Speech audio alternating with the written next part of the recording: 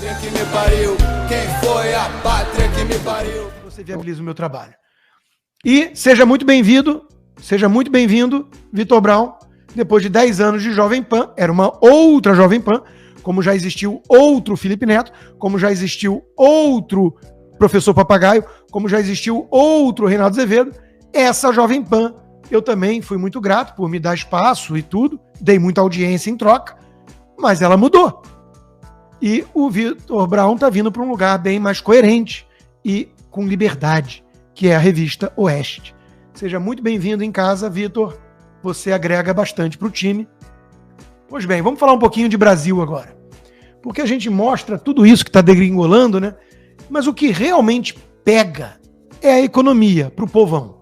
Nesse aspecto, eu não acho que o povo vive só de pão. Eu acho que pautas da agenda cultural, da agenda de costumes, são relevantes, tanto que eu abro o meu programa sempre falando disso. Mas não tem a menor dúvida que para certo eleitor, o que pesa mesmo é ele botar comida na mesa. Ele sai de manhã para caçar leão e à noite ter o que comer na mesa dos filhos. Esse sujeito tem menos tempo para certas digressões sobre liberdade de expressão, sobre esse eleitor está começando a sentir. Nem Elon Musk, nem STF, ou nem mesmo o veto do PL sobre as saidinhas são os assuntos mais frequentes nas ruas. A reclamação sobre os preços no supermercado é quase unanimidade, disse o Samuel Pancha. E não tem Miriam Leitão que diga, mas isso é bom para você, entenda. Que faça alguém que está sofrendo no bolso para botar comida em casa simpatizar com a situação. Então é aí que o bicho pega. E isso vai piorar muito. É o que vai dar o contexto necessário para um impeachment do Lula, como teve o da Dilma. O sistema quer se livrar do Lula e colocar o Alckmin na presidência com o Armínio Fraga na economia. Só que o sistema não pode fazer isso sem antes ter duas coisas. A garantia de que a direita foi afastada para valer, com a ajuda dos pitbulls do Supremo, e um pretexto com um clamor popular para tirar o Lula antes que ele transforme o Brasil na Venezuela e seja tarde demais. Então esse é o embate da aliança instável entre tucanos e petistas, entre globalistas e comunistas. Eu venho falando isso desde o primeiro dia. Essa é minha análise. E foi minha análise na época da Dilma. Então, isso vai começar a pegar. Ministério da Fazenda estima a alíquota de 26,5% no IVA. É o maior do mundo. Além disso, o maior problema dessa proposta tributária é a centralização. Centraliza cada vez mais tudo na União, no governo federal, como eles querem agora para a segurança. Eles querem o SUS da segurança. Por quê? Porque eles querem usurpar dos estados o poder de polícia. Aí São Paulo deixa de ser São Paulo e vira Bahia. Carga de até 27 não surpreende. Não surpreende quem sabia que essa turma só pensa naquilo. Alguns tucanos de mercado que fizeram ela e devem estar meio arrependidos ou com medo, né? O governo propõe que imposto do pecado seja cobrado sobre cigarro, bebida alcoólica, petróleo. Ladainha. Conversa fiada para aumentar tributo. Esses produtos já têm sobrecarga. O cigarro, por exemplo, é sobretaxado de uma maneira bizarra. Por que você acha que mais de 1/3 do mercado de cigarro no Brasil é contrabando? É Paraguai.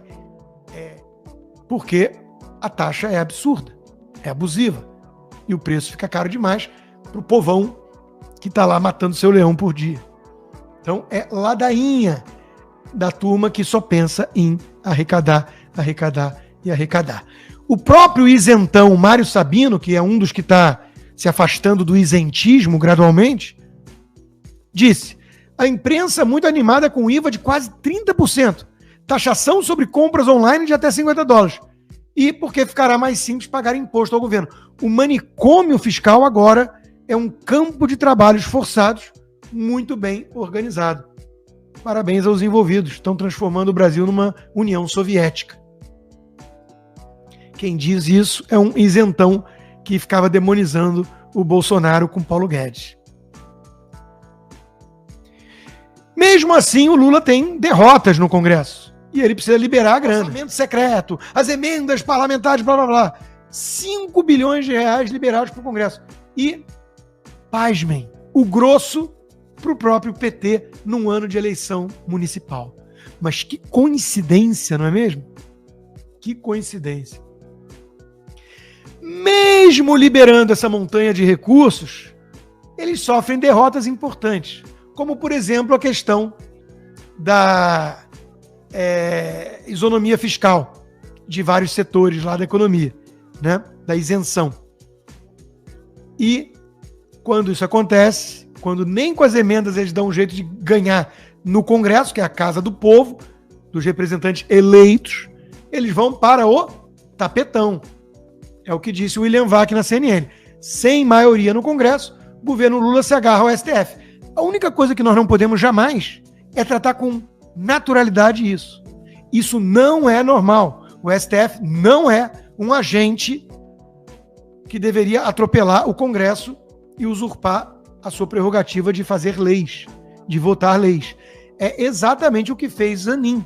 Mas que surpresa. Então Lula colocou o seu advogado pessoal, que o Elon Musk nem acreditou que pudesse acontecer algo assim. O seu advogado, sim. Isso é Brasil, Elon. Bota o seu advogado pessoal no Supremo, ele vai lá e fala: Lulinha, você não gostou da decisão do Congresso? Deixa comigo. Deixa comigo que eu vou mostrar para que eu vim. Os ministros do STF atendeu a um pedido do governo Lula e suspendeu trechos da lei recentemente aprovada no Congresso que prorrogou a desoneração da folha de pagamento de 17 setores da economia. Essa lei inclui desoneração também das folhas de pagamentos de municípios. A decisão de suspensão foi através de liminar, que terá de ser referendada no plenário do STF. Se assim for, se for referendada, ficará em vigor até o próprio Supremo examinar o mérito dessa questão. Essa liminar tem enorme significado político em várias dimensões. Ela foi concedida por Cristiano Zanin, que foi advogado pessoal de Lula durante a Lava Jato. Ela suspende uma decisão do Congresso. Ela contraria vários setores da economia que se articularam para manter a desoneração da folha de pagamentos. A suspensão ajuda diretamente a política fiscal do governo, que consiste em reforçar o lado da receita e continuar assim aumentando o gasto público. O caminho da judicialização da questão já havia sido indicado pelo ministro da Fazenda tempos atrás, disposto a assumir um alto preço político em nome de uma forma de tratar as contas públicas que vem caindo em descrédito junto aos agentes econômicos. Sem votos suficientes no Congresso para barrar medidas como essa, o governo Lula agarrou-se no Judiciário. Agarrou-se no Judiciário, em particular no STF, e a Globo aplaudindo, porque a Globo é a Globo, ora bolas.